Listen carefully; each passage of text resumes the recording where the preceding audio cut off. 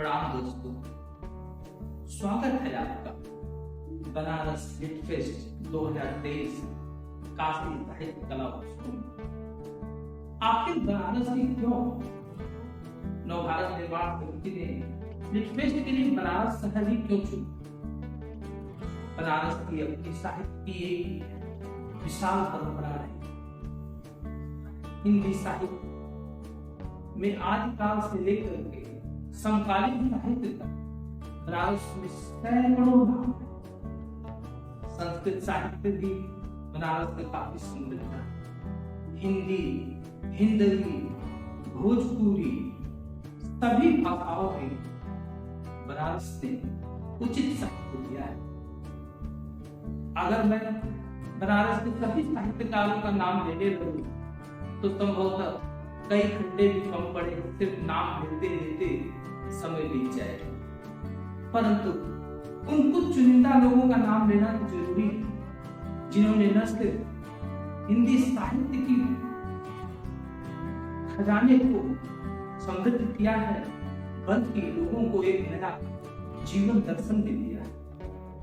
मैं बात करता हूं कबीरदास, जो कि ऐसे तो कहते हैं कि मत कागज छुओ नहीं, कमल गढ़ो नहीं हाथ, माने कि मैंने कभी पढ़ाई नहीं की, लेकिन उनके जीवन का दर्शन इतना गंभीर था, जीवन के प्रति पकड़ इतनी मजबूत थी कि उन्होंने कहा कि पोथी पढ़ पढ़ जगमुआ पंडित भयानक हो,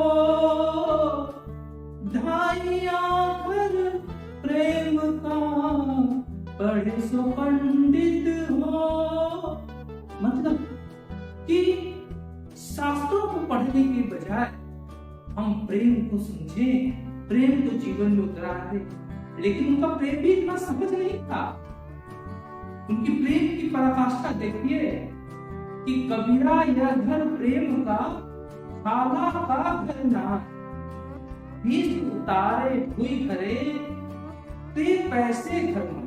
मतलब प्रेम ऐसा जहां पर कि हम अपने शीश, अपने शरीर के सर्वश्रेष्ठ को, अपने गौरव को, अपने मस्तिष्क को निकाल करके रख दे और उस प्रेम में डूब जाए। ऐसे कबीर की धरती है बनारस। तुलसीदास, तमिल साहित्य। तुलसीदास द्वारा रचित रामचरितमानस प्रत्येक भारतीय सनातन संस्कृति को मानने वाले व्यक्ति के घर का एक अनिवार्य है। तुलसीदास ने राम की मर्यादा पुरुषोत्तम रूप की स्थापना कर दी। जब भी हम कोई शुभ कार्य करते हैं तो अति प्रसन्न होते हैं, उसको कहते हैं कि रामचरितमानस का अखंड पाठ कर। ऐसे रामचरितमानस को लिखने वाले तुलसीदास जी ने साहित्य के प्रति अपनी जो सर्वश्रेष्ठ कल्पना हुई कि कीर्ति भनति भूति भल सोई, सुर सर सम सब परहित होई। माने कि साहित्य ऐसा हो जो गंगा की तरह सबका हित करने वाले। वही तुलसीदास कहते हैं व्यक्ति के जीवन के प्रति कि जहां सुमति तहां संपत्ति नाना, जहां कुमति तहां विपत निधाना। माने कि जहां सुमति है, जहां विवेकवान लोग रहते हैं, वहां संसार में किसी निधि की कमी नहीं। और जहां कुमति है, जहां अविवेक है, वहां जीवन का वही रैदास कहते हैं कि मन चंगा कटौती में गंगा। मन चंगा वो दर्शन की पराकाष्ठा। तो तुलसी, रैदास, कबीर की परंपरा आगे बढ़ते हुए जगन्नाथ दास रत्नाकर से होते हुए आधुनिक काल तक आ जाती है। और आधुनिक काल में आकर के भारतेंदु हरिश्चंद्र, जिनसे आधुनिक हिंदी साहित्य का उदय माना जाता है, क्या कहते हैं कि निज भाषा उन्नति है, सब उन्नति को मूल, बिन निज भाषा ज्ञान के मिटे नहीं के सूल।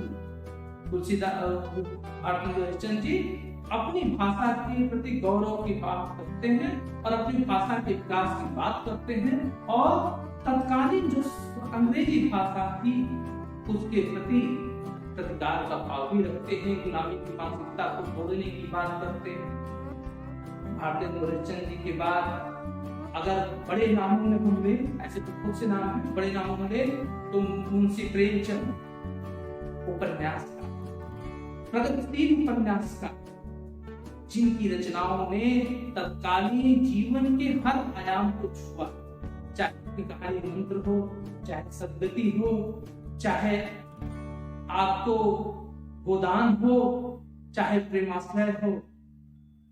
मानसरोवर में संकलित उनकी 100 से अधिक कहानियों को जब आप पढ़ते हैं तो भारतीय जीवन के, ग्रामीण जीवन के, शहरी जीवन के हर अंग आपको दिखाई देते हैं। उन्हीं के समकक्ष, उन्हीं के समकालीन थे जयशंकर प्रसाद, जिनकी भाषा, जहां प्रेमचंद जी की भाषा आम जन की भाषा थी, अगर उन्होंने सभ्रांत वर्गीय भाषा का प्रयोग भी किया तो वो सभ्रांत मुख से वह, लेकिन वही जयशंकर प्रसाद जी शुद्ध हिंदी का प्रयोग कर रहे हैं, तत्सम हिंदी का प्रयोग कर रहे हैं। और कामायनी में तो उन्होंने कहा है, नारी तुम केवल सत्य। आगे बढ़े तो हमें यहाँ बच्चन सिंह मिलते हैं, केदारनाथ सिंह जी मिलते हैं, भोला शंकर व्यास जी, जिन्होंने हिंदी को मानकीकरण में अपनी विशेष भूमिका अदा की, विश्वनाथ प्रसाद जी, नामवर सिंह जी, जिन्होंने हिंदी आलोचना को एक महत्वपूर्ण स्थान दिलाया। आज भी तमाम लोग, काशीनाथ सिंह जी, चंद्रकला त्रिपाठी जी, अवधेश प्रधान जी, डॉक्टर मिर्जा माधव जी, ऐसे तमाम ऐसे बनारस में लिटरेरी फेस्टिवल कराना, आप सोच सकते हैं भारत निर्माण समिति के लिए कितनी चुनौती का।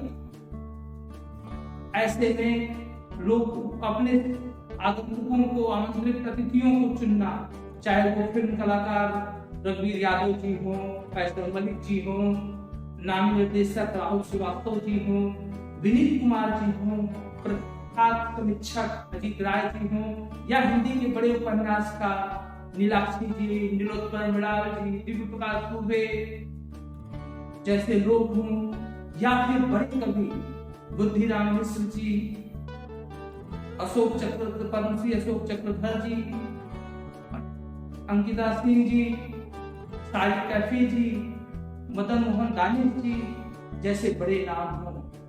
और बनारस तो संगीत की भी धरती है। यहाँ पर गिरजा देवी जी, आपको उदय महाराज जी, यहाँ की उनकी परंपरा में पंडित साधु मिश्र जी, पद्म विभूषण, आचार्य राजेश्वर जी और मैथिली ठाकुर, विदुषी वर्मा। इन अतिथियों का चयन करते समय कहीं न कहीं हम लोगों के मन में यह था कि बनारस की जनता के पैमाने पर हम खरे उतर पाएंगे या नहीं। अतिथि बड़े हैं, नाम बड़ा है, उनका अवदान बड़ा है, उनका योगदान बड़ा है, लेकिन हमें तो अपने को भी बनारस के पैमाने पर खड़ा उतरना। तो मित्रों, बनारस लिट फेस्ट आर्थिक साहित्य कला उत्सव जो कि 11-12 फरवरी को बीएचयू के स्वतंत्रता भवन में आयोजित किया जा रहा है, आपका स्वागत करने के लिए बेताब।